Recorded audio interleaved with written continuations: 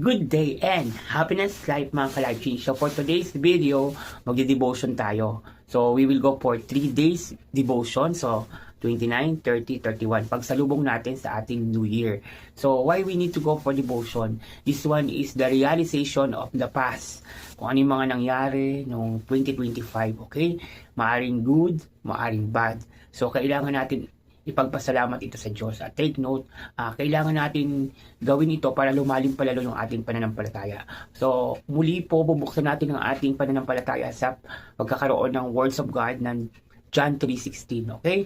So, for God so loved the world, He gave us His only begotten Son, that whoever believes with Him will not be perished but will have an eternal life. Kasi lahat ng bagay dito sa mundo maglalaho. Lahat ng material na pinaghirapan mo, hindi mo madadala sa langit.